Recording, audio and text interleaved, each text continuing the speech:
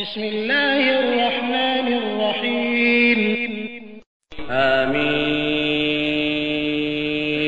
تنزيل الكتاب من الله العزيز الحكيم ما خلقنا السماوات والأرض وما بينهما إلا بالحق وأجل مسمى والذين كفروا عما أنذروا معرضون قل أرأيتم ما تدعون من دون الله أروني ماذا خلقوا من الأرض أم لهم شرك في السماوات ائتوني بكتاب من قبل هذا أو أثارة من علم إن كنتم صادقين ومن أضل ممن يدعو من دون الله من لا يستجيب له إلى يوم القيامة وهم عن دعائهم غافلون وإذا حشر الناس كانوا لهم أعداء وكانوا بعبادتهم كافرين وإذا تتلى عليهم آياتنا بينات قال الذين كفروا للحق لما جاءهم هذا سحر مبين أم يقولون افتراه قل إن افتريته فلا تملكون لي من الله شيئا هو أعلم بما تفيضون فيه كفى به شهيدا بيني وبينكم وهو الغفور الرحيم قل ما كنت بدعا من الرسل وما أدري ما يفعل بي ولا بكم إن أتبع إلا ما يوحى إلي وما أنا إلا نذير مبين قل أرأيتم إن كان من عند الله وكفرتم به وشهد شاهد من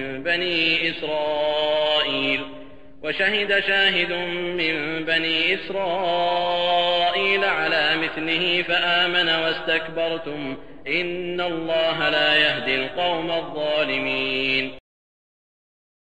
आरंभ अल्लाहच्या नावाने जो मोठा मेहरबान अतिशय दया करणारा आहे. हा मीम. अल्लाहच्या तर्फे हा ग्रंथ उतरवला गेला जो मोठा जबरदस्त आणि महान बुद्धी कौशल्य राखणारा आहे. आम्ही आकाश आणि जमीन आणि यांच्या दरम्यानच्या सर्व चीज वस्तूंना सत्य आधारावर आणि एका ठराविक मुदतीकरता निर्माण केला आहे.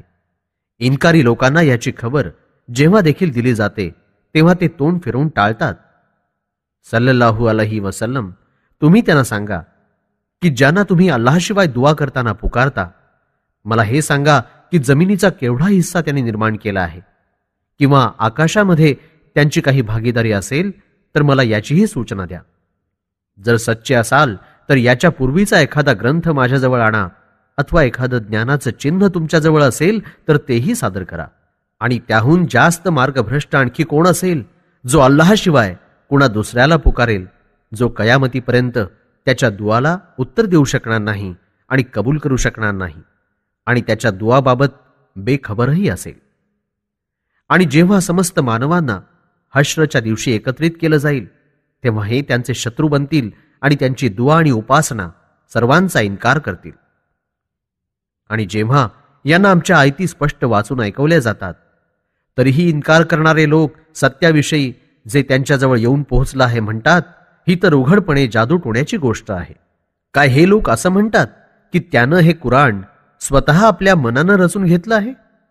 तुम्ही सल्लल्लाहु अलैहि वसल्लम त्यांना सांगा की मी जर असं काही केलं असेल तर अल्लाहच्या मुकाबल्यात कोणत्याही गोष्टीत तुम्ही मला वाचवण्याचं सामर्थ्य राखत नाही. अल्लाहला चांगल्या प्रकारे माहिती आहे की या कुराणाविरुद्ध कशा निराधार गोष्टी तुम्ही बोलता. माझ्या आणि तुमच्या दरम्यान अल्लाहची साक्ष पुरेशी आहे. अपराधांना माफ करणं आणि दया करणं त्याचंच काम आहे.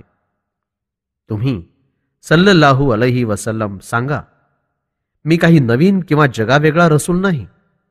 माझ्या आणि तुमच्या बाबतीत कोणता फैसला केला जाईल मी सांगू शकत नाही. मी तर फक्त त्या वह्यचं अनुसरण करण्यात मग्न आहे जे माझ्यावर उतरवलं गेलं. मी तर उघडपणे आणि स्पष्टरित्या भय दाखवणारा आहे. तुम्ही सल्लल्लाहु अलैहि वसल्लम म्हणा की बरं हे तर सांगा की हे कुराण अल्लाहच्या तर्फे असेल आणि तुम्ही त्याचा इन्कार कराल तर तुमची काय दशा होईल. वास्तविक बनी इस्रायलचा एक साक्षीदार याच प्रकारे आपल्या ग्रंथाद्वारे गवाही प्राप्त करून इमानधारक झाला आणि तुम्ही आपल्याच गर्वघमेंडीत राहिलात. निसंशय अल्लाह अशा जुलमी आणि अत्याचारी जमातीच्या लोकांना मार्गदर्शन करणार नाही.